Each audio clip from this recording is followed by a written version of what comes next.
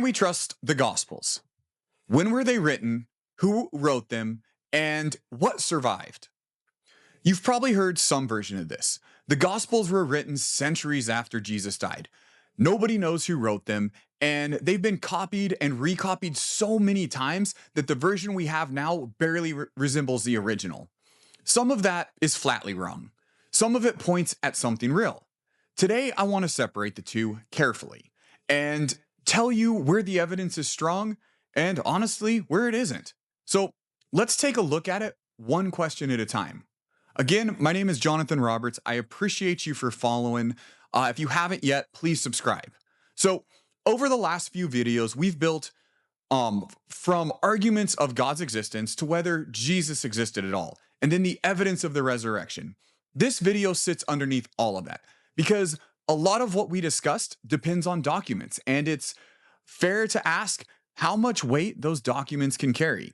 So 3 questions today. When were the Gospels written? Who wrote them? And how well are they preserved?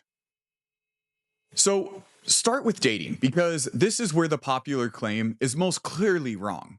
Nobody serious thinks the Gospels were written centuries later. The mainstream scholarly range puts Mark first, somewhere around the late 60s to early 70s.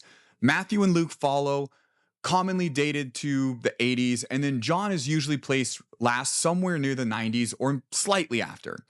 Some conservative scholars argue for earlier dates than these. Some critical scholars argue for slightly later ones. But the whole debate happens inside a window of a few decades, not centuries. And remember what we covered last time. Paul's letters are earlier still.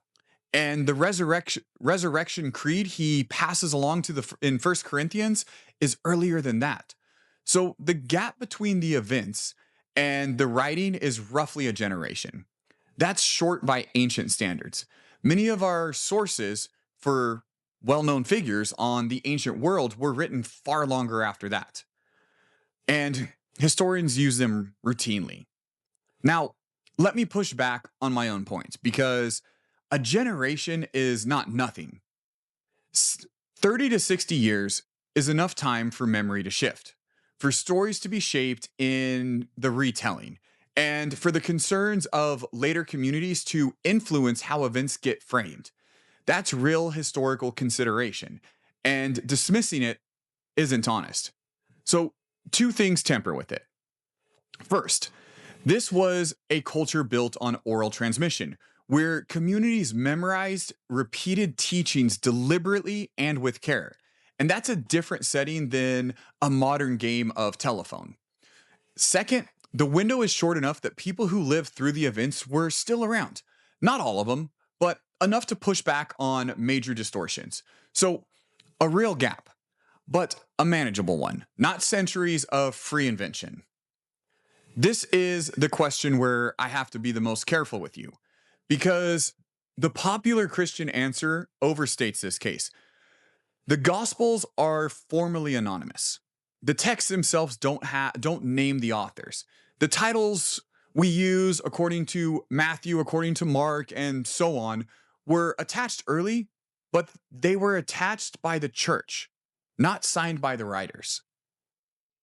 Here's the case for the traditional attributions. They appear early and consistently across the ancient world, with no competing candidates surviving. And 2 of the 4 names are strange choices to invent. If you were fabricating authority for a gospel, you'd pick a famous apostle. Mark wasn't an apostle. Luke wasn't an apostle, and wasn't even Jewish. Inventing those names does you no favor. And the case against anonymous documents are actually harder to trace. Some scholars argue that the attributions reflect later church tradition rather than direct knowledge. And the strongest doubts fall on Matthew and John, where the questions are generally difficult. So here's my honest read. The traditional attributions are reasonable and defensible, especially for Mark and Luke. They are not something I'd call proven.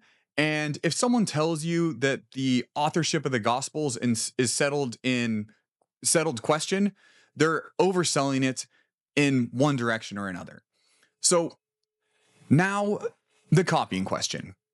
It's been translated and recopied so many times, who knows what the original said? Two things to untangle here. First, modern translations are not translations of translations. They are made directly from the ancient Greek manuscripts.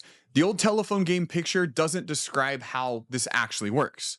And then the second, the New Testament survives in a very large number of Greek manuscripts, along with early translations into other languages and quotations in early Christian writing, far more than we have for most ancient texts. And some fragments are early, within a century or so of the composition. But here's the part that gets skipped. More copies means more differences between copies, and there are a lot of them. That sounds alarming until you look at what they are. The overwhelming majority are spelling variations, word order, obvious slips of the pen, things that don't change meaning at all. And there's a small number are meaningful, and scholars are open about them. A couple of well-known passages, including a longer ending of Mark and the story of the woman caught in adultery in John, are widely regarded as later additions. You'll find that noted in the footnotes of most modern Bibles, including Catholic ones. It isn't hidden. So let's total this up plainly. The Gospels were written within a generation of the events, not centuries later. That claim is simply false, and you can set it aside. The authorship is traditional and early, but not provable. Reasonable people land differently on this. The text has been transmitted well enough that we can reconstruct it with high confidence, with a handful of known expectations that scholars flag openly rather than conceal. What that gets you is documents good enough to do history with, sources close enough to the events transmitted carefully that historians can and do use as evidence. What it doesn't get you, by itself, is inspiration. That the Gospels are historically usable in one claim, that they're the word of God is a much larger one, and it rests on more than human manuscript evidence. So I want to say, we'll get more into the next video, but if this gave you a clearer and more honest picture than the version on either side usually offers, hit like and hit subscribe if you're new here. Let's get this out. I'd rather hand you an argument with a couple weak points marked by the ones that falls apart the first time than let somebody push some craziness on you. So next time, we're going to be talking about the contradiction questions. The gospel accounts differ from each other in real ways. And I want to walk you through the actual differences, which ones have good explanations and which ones are generally hard. So again, my name is Jonathan, and I appreciate you watching.